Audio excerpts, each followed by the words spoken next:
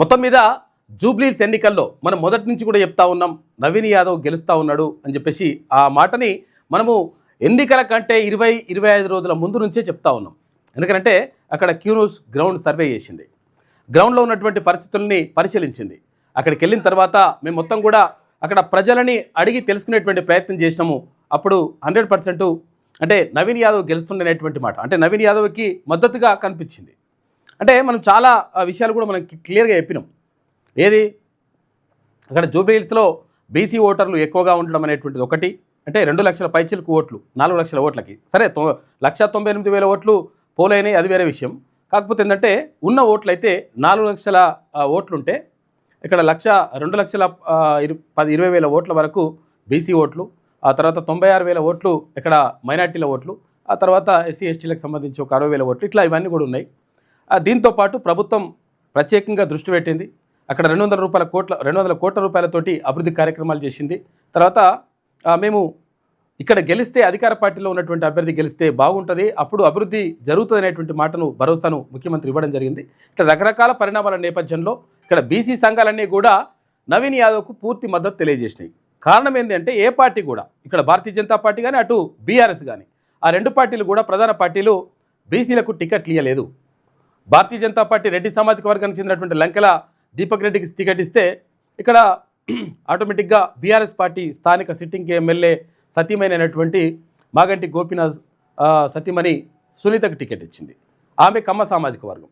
అయితే మొత్తం మీద ఏకైక అది బీసీ క్యాండిడేట్ ఎవరు ఉన్నారు అంటే ఇక్కడ నవీన్ యాదవ్. సరే ఇక్కడ ఇండిపెండెంట్లు సరే మనం ఎవరైనా ఉంటే ఉండొచ్చు, కానీ కాకపోతే అంటే ప్రధాన పార్టీలకు సంబంధించి ఇది ఇలా కనిపించింది. దీంతో మొత్తం మీద మనం గెలుస్తుండు అనేటువంటి మాట చెప్పినాం. తర్వాత అంటే 7 డివిజన్లు ఉన్నాయి ఏది జూబ్లీహిల్స్ నియోజకవర్గంలో. 7 డివిజన్లు ఉంటే ఆ 7 డివిజన్లో ఒక్కో డివిజన్లో అంటే అసలు యాక్చువల్గా యావరేజ్గా సరే ఇప్పుడు మొదట షేక్పేటకి సంబంధించి ఏది 60 కోట్ల ఏదో మెజార్టీ వచ్చింది, అంటే కొంతవరకు తక్కువ వచ్చింది. అక్కడ ఎక్కువ బీఆర్ఎస్ పార్టీకి కొంచెం పట్టుండే మొదటి రౌండ్లో. అయితే మిగతా చోట్ల మనం చెప్పినాం యావరేజ్గా అన్ని డివిజన్లలో 3,000 మెజారిటీ సాధించగలిగినా కానీ 7-21 దాటుతుందనేటువంటి మాట మనం క్లియర్గా చెప్పినాం. అదే జరిగింది, కావాలంటే చూసుకోవచ్చు. తర్వాత ఇక్కడ ఏది బీహార్ ఎన్నికలకు సంబంధించి కూడా తీన్మాన్ మల్లన్న క్లియర్గా విశ్లేషణ చేసిండు. అంటే ఎగ్జిట్ పోల్స్కి సంబంధించి అది కాకుండా అక్కడ కుల సమీకరణాలు కానీ అక్కడ జరిగినటువంటి పరిణామాలు కానీ తర్వాత అక్కడ ఏది కులగణన చేపట్టడం కానీ నితీష్ కుమార్ గవర్నమెంటు ఆ కులగణనలో 63% బీసీలు ఉండడం కానీ ఇవన్నీ కూడా అవన్నీ పరిణామాలన్నింటినీ కూడా క్లియర్గా వివరించడం జరిగింది. అక్కడ బీహార్ ఎన్నికల్లో కూడా క్లియర్గా తీన్మాన్ మల్లన్న చెప్పినట్టుగా ఇవన్నీ కూడా ఈక్వేషన్స్ అన్ని పనిచేసినాయి. తర్వాత ఇంకోటి ఏంటంటే ఏది ప్రశాంత్ కిషోర్ ఉన్నాడు కదా, ప్రశాంత్ కిషోర్ మొత్తం నేనే గెలిపించిన ఇక్కడ నేనే గెలిపించిన మొత్తం నేనే స్ట్రాటజిస్ట్ను అని చెప్పుకునేటువంటి ప్రశాంత్ కిషోరు బొక్కబోర్ల పడ్డాడు. కనీసం ఒక్క సీట్లో కూడా ఏది గెలవనటువంటి పరిస్థితికి వెళ్ళిపోయింది. ఇక మనం చూసుకోవచ్చు బీహార్కి సంబంధించి తీన్మాన్ మల్లన్న చేసినటువంటి విశ్లేషణ ఒకసారి మనము పరిశీలిస్తే మనకు అర్థమైపోతుంది లెక్క. అంటే బీహార్లో ఇక్కడ నితీష్ కుమార్తో కూడినటువంటి ఇక్కడ భారతీయ జనతా పార్టీ తర్వాత ఎన్డీఏ కూటమి ఒక రకంగా ప్రచారం మొదలుపెట్టింది. తర్వాత అక్కడ ఏది యాదవ తర్వాత ఏది ఈ 2 సామాజిక వర్గాలు అంటే మొత్తం మీద ఈ ఈక్వేషన్స్ అన్నీ తీసుకొచ్చేసి దాని ద్వారా గెలవాలని చెప్పి ప్రయత్నం చేసినాయి. అదే సమీకరణాలు ఏది స్కిప్పా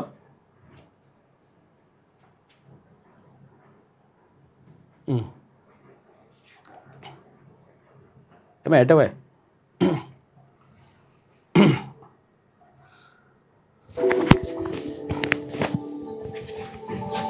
ఇక్కడ బీహార్ ఎన్నికలు ముగిసిపోయినాయి కదా. బీహార్ ఎన్నికలు ముగిసిపోయిన తర్వాత చాలా ప్రిడిక్షన్స్, ఎగ్జిట్ పోల్ సర్వేస్, మనం ప్రీ పోల్ సర్వేస్ కూడా చూసినాం. తర్వాత ఎగ్జిట్ పోల్ సర్వేస్ వచ్చినాయి.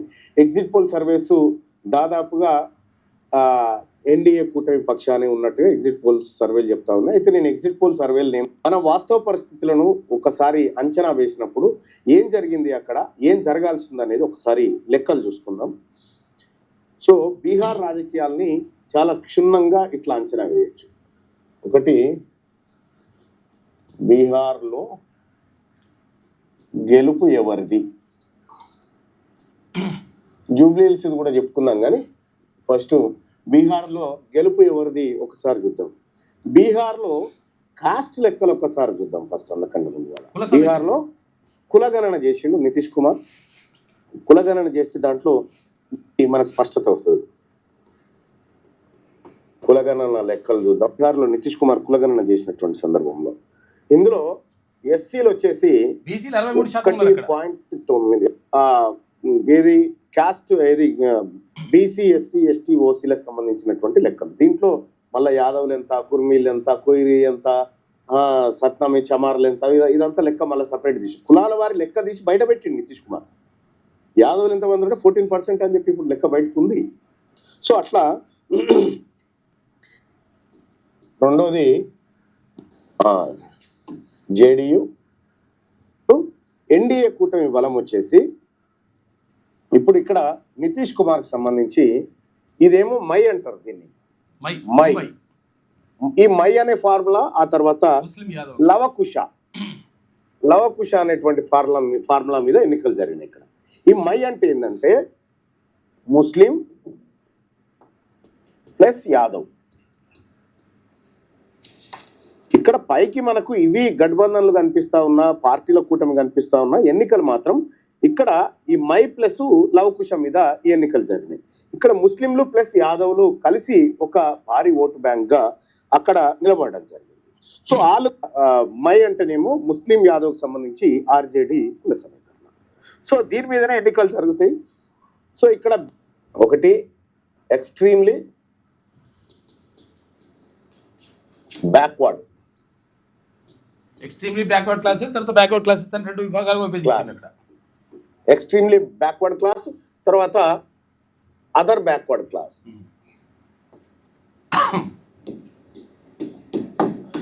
వీళ్ళకి సపరేట్ రిజర్వేషన్ తీసుకొచ్చింది బీసీలలో. దాంతో ఏమైంది, 36% వైపు ఉన్నటువంటి వాళ్ళు ఎవరైతే ఉన్నారో వాళ్ళు నితీష్ కుమార్ వైపు వచ్చారు.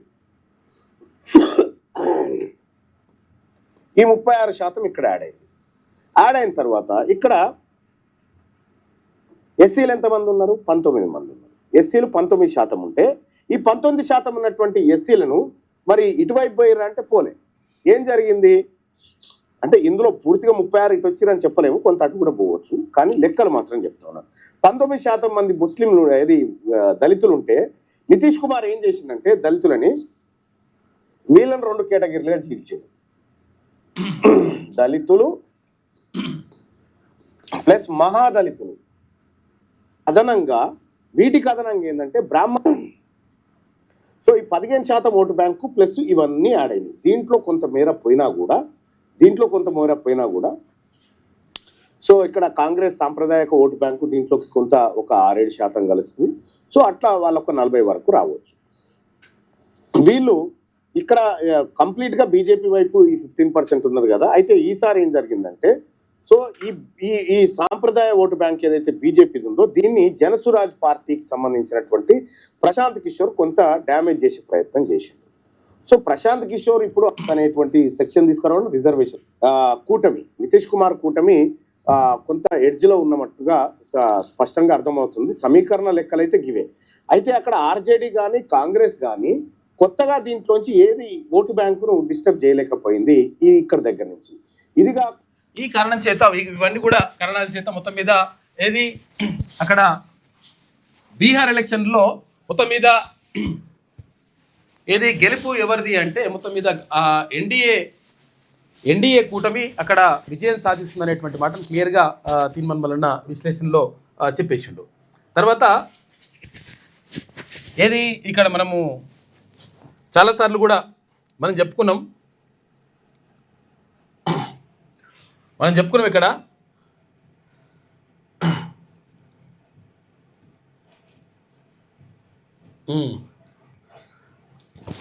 అయితే ఎగ్జిట్ పోల్స్లో కూడా కాంగ్రెస్ పార్టీదే హవా ఉంది. తర్వాత ఎందుకు ఏం కథ అనేది కూడా మనము గతం క్లియర్గా జూబ్లీహిల్స్లో బీసీ అభ్యర్థి గెలుపు ఖాయమని చెప్పేసి కూడా మనము గతంలో ఇవన్నీ కూడా చేసుకున్నాం మనం.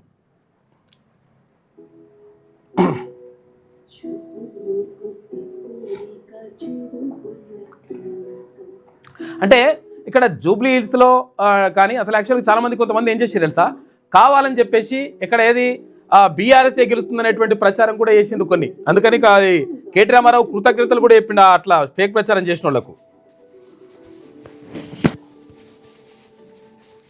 ఇక జూబ్లీహిల్స్ బై ఎలక్షన్ సంబంధించి సో కొంత ఎడ్జ్ అనిపిస్తూ ఉంది.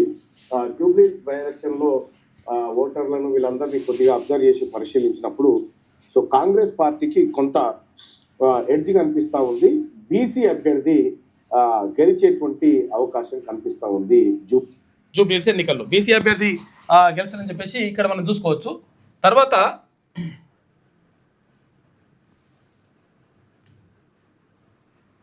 ఇది కూడా మనం చూస్తే అగో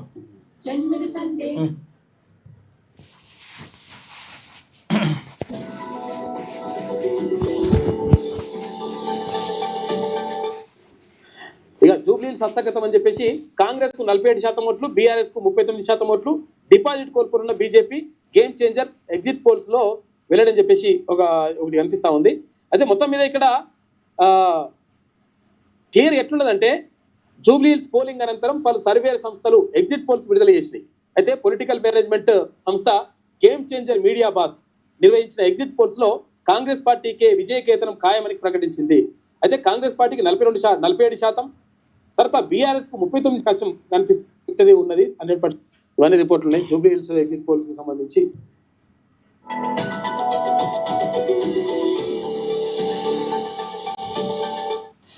ఇక మనము ఒకసారి జూబ్లీహిల్స్ ఎన్నికలకు సంబంధించి కూడా చూసుకుంటే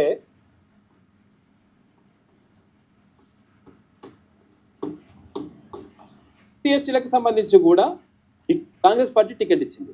తర్వాత నవీన్ యాదవ్కు ఇక్కడ బీసీ నినాదంతో పాటు మనకు కలిసి వచ్చేటువంటి ఇంకొక అంశం ఏంటి అంటే బీసీల ఓట్లు ఎక్కువగా ఉండడం ఒకటైతే, తర్వాత నవీన్ యాదవ్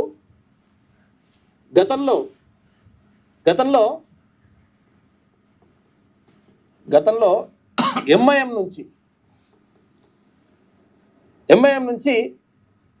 ఏది ఇక్కడనే జూబ్లీహిల్స్ నుంచి పోటీ చేసింది ఎంఐఎం పార్టీ నుంచి. ఎంఐఎం పార్టీ అంటే ఆటోమేటిక్గా ఏమవుతుంది ఇక్కడ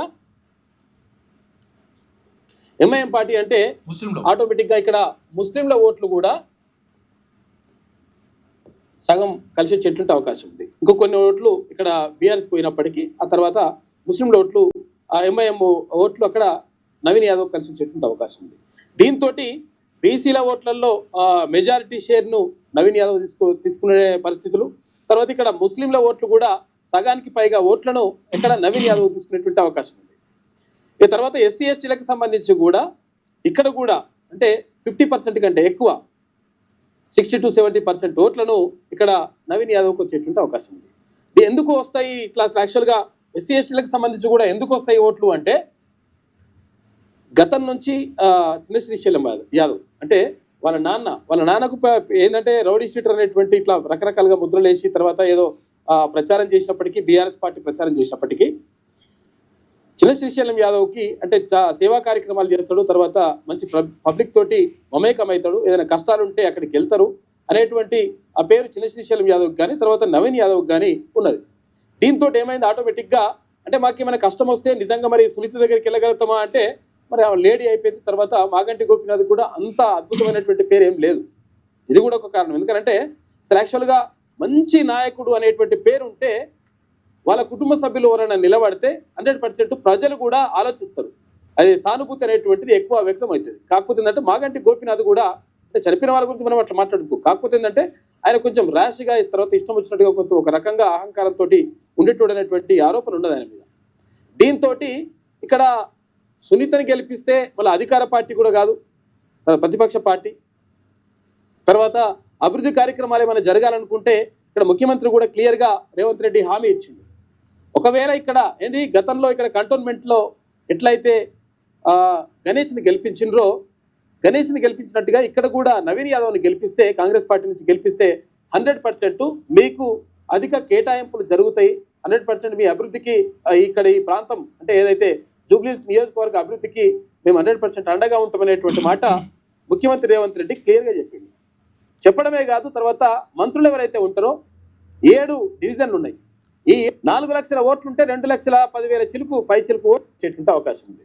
ఇక తర్వాత ఇక్కడ ఏది దీపక్ రెడ్డి అసలు యాక్చువల్గా గతంలో ఉన్నాడు. తర్వాత ఇప్పుడు బీజేపీ టికెట్ ఇచ్చినప్పటికీ అక్కడ సింగిల్ డిజిట్కే పరిమితమయ్యేటువంటి అవకాశం ఉంది. ఇప్పుడు 4 లక్షల ఓట్లలో 2 లక్షల ఓట్లు పోలరైజ్ అయితే అంటే 50% వరకు వస్తూ ఉంది అని చెప్పేసి అంటున్నారు. 50% ఓట్లు ఒకవేళ అంటే అక్కడ పోల్ అయితే ఈ 50% ఓట్లలో 50% అంటే ఎంత? 2 లక్షల ఓట్లు. ఈ 2 లక్షల ఓట్లలో అంటే పోలైనటువంటి ఓట్లలో మినిమం 16% ఓట్లు వస్తే ఏది డిపాజిట్ తగ్గినట్టు లెక్క. కాబట్టి 16% ఓట్లు అంటే ఏంది? 1,16,000 అంటే 2 లక్షల ఓట్లకి ఎంత అవుతుంది? 32,000 ఓట్లు రావాలి భారతీయ జనతా పార్టీ అభ్యర్థికి. 32,000 రావాలి. అయితే ఈ 32,000 ఓట్లు వచ్చేటువంటి అవకాశం కనిపించడం లేదు. ఎందుకనంటే 20,000 లోపే అంటే 15,000 లోపే గత ఎన్నికల్లో 15,000 నుంచి 20,000 లోపే అన్నాం మనం. కరెక్ట్గా ఆయనకు 17,000 ఓట్లు వచ్చినాయి. ఇట్లా మొత్తం మీద క్యూ న్యూస్ చెప్పింది. తర్వాత ముందే చెప్పింది అసలు యాక్చువల్గా బీసీ అభ్యర్థి అయినటువంటి నవీన్ యాదవ్ గెలుస్తుండనేటువంటి మాటను చెప్పింది. తర్వాత అదే నిజమైనట్టుగా మనకు క్లియర్గా అర్థమవుతా ఉంది. చాలాసార్లు కూడా మనం దీనికి సంబంధించి మనం మాట్లాడుకున్నాం. అవన్నీ కూడా ఏదైతే మనము అంచనాలు వేసినామో అంచనాలు వేయడం కాదు, గ్రౌండ్ రిపోర్ట్ తీసుకున్నాం. అక్కడ నుంచి జూబ్లీ హిల్స్లో ఉన్నటువంటి ప్రజలతోటి మమేకమై ప్రజలతోటి మాట్లాడి తర్వాత అక్కడ ఉన్నటువంటి ప్రజలతోటి అంటే ఈ వివరాలన్నీ కూడా తీసుకొని అక్కడ ఈ పరిస్థితులు ఏంది, కథ ఏంది, కార్ఖాన ఏంది, అసలు యాక్చువల్గా ఏ అభ్యర్థికి ఎట్లున్నది ఏం కథ అనేటువంటి విషయాన్ని మనం తీసుకున్నాము. అదే నిజమైంది. మొత్తం మీద జూబ్లీ హిల్స్లో నవీన్ యాదవ్ ఘన విజయం సాధించిండు. అంటే 24,729 ఓట్ల ఆధిక్యంతో గెలిచినట్టుగా మనం చూసుకోవచ్చు. మొత్తం మీద అక్కడ ఎన్డీఏ ప్రభంజనం సృష్టించింది. 202 సీట్లతోటి ఇక్కడ బీహార్ ఎన్నికల్లో గెలిస్తే తర్వాత ఇక్కడ ఏది నవీన్ యాదవ్ కాంగ్రెస్ అభ్యర్థి నవీన్ యాదవ్ 24,729 ఓట్ల ఆధిక్యంతో బీఆర్ఎస్ అభ్యర్థి సునీత పైన గెలిచేసిండు.